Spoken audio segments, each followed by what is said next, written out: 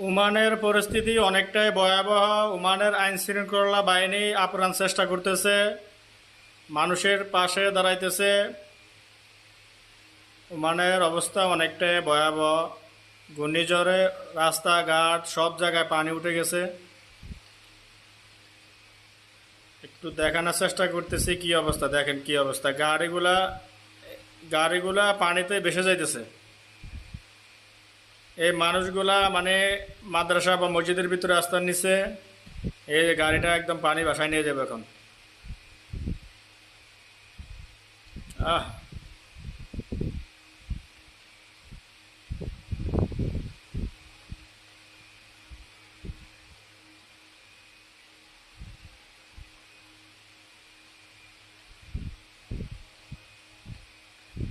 Helicopter দিয়ে মানুষ নেওয়ার চেষ্টা করতেছে, কেউ আহত হয়েছে সম্ভবত।